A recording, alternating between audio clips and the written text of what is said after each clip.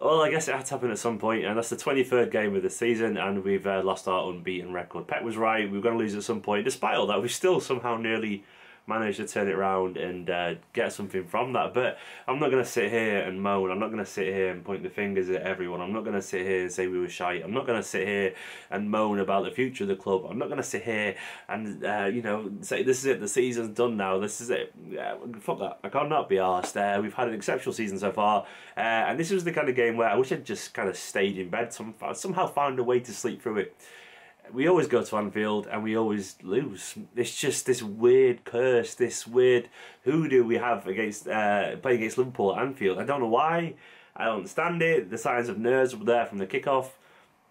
It's just, I felt we were going to lose and we lost. I think everyone thought we were going to lose, and that's what happened.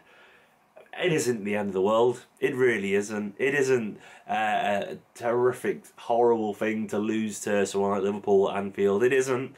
It's obviously shit, but it's not the end of the world. There's no point absolutely having a paddy now. I've seen people already on Twitter having a breakdown. Chill the fuck out is what I will say. It's a game of football. We are still top of the league by 15 points as it stands, and life isn't really that bad. We lose at Anfield. That's what happens. Water is wet. Things happen. We lose at Anfield. Pep was right. We weren't going to go unbeaten this season.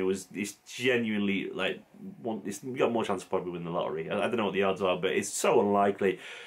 I may also discuss the performance a little bit. I think when about 90% of your players have their worst game of the season collectively, you're not going to really have a chance really, especially against a team that treats this game as a cup final. Liverpool were really up for it from the off, and even then, most of our goals, all of their goals, in my opinion, came from errors or a lack of decisiveness or just poor defensive play. I don't think they were particularly special, anything other than their work rate. It wasn't scintillating football that cut through us. It was just energy and desire, and probably a really raucous crowd, if I'm being honest. Anfield, obviously, it was up for it. They got behind their team, and we bottled it.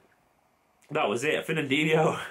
What has happened to the real Fernandinho? Has anyone seen him? I might put some kind of search warrant out for him, because that wasn't Fernandinho today. He had a shocker, but then again, I guess he's entitled to a shocker. Aguero, I think that was a 0 out of 10 performance, other than that assist at the end there for Gundogan. That was pretty bad. I've got to the point now, and this isn't my opinion on whether he should go or not. Bear that in mind, the big disclaimer. I am not offering my opinion on whether he should go or not.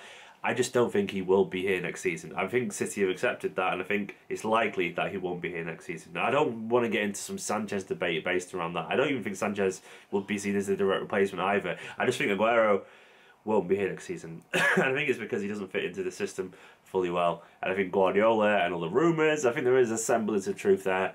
And anyway, but back onto today, he was pretty fucking poor in general. Midfield-wise, Gundogan, Kevin De Bruyne as well didn't have his best game. He was the one most likely to create something. Sterling had his Sterling game, which even immediately, when Sterling plays Anfield, he almost balls it, always. I kind of don't really blame him, but he's not the most confident person, Raheem Sterling, and the atmosphere and the ferocity and probably all kinds of abuse he got from the terraces. I would put a large money on saying some unsavoury things were said towards him. He just gets to him at this ground. There was one person immediately off our team that was going to be ineffective today, and so it proved. We obviously missed David Silva as well. David is the one man who's composed, that leader, that mature head, the calmness in the middle of a storm, and we didn't have him today. I'm going to presume there's some reasons behind that. It was something to do with his personal stuff, I'm sure. He didn't get enough fitness or enough match practicing. Who knows what it will be. I won't speculate too much, but he wasn't playing, and we probably missed his composure. Defensively, we were kind of all over the show, really. Stones was too weak at one point. Otamendi was caught under the ball for the first goal, in my opinion, which led to that space in behind, which saw Chamberlain run through and score. And in general, it was just a little bits of errors here and there. We just, obviously, Ederson made his first huge mistake in a City shirt for the fourth goal. It was just a pretty poor day. Well done, Liverpool. They deserved it. They worked really hard.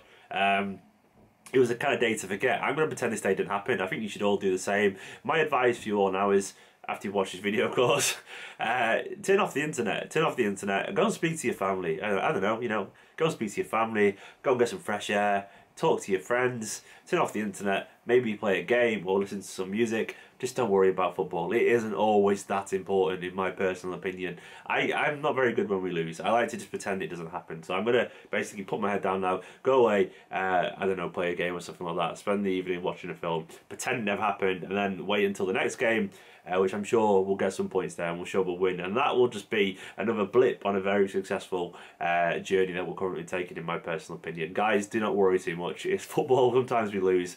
And we were always going to lose at Anfield, because that's just how it works for Manchester City. Even then, Liverpool had their best game of the season, and they only just scraped passes in the end. It's funny, isn't it? It says it all. Our shittest performance of the season against the team we hate playing more than anyone, and it only results in a 4-3 loss at Anfield. It says it all. Anyway, guys, I'll see you next time.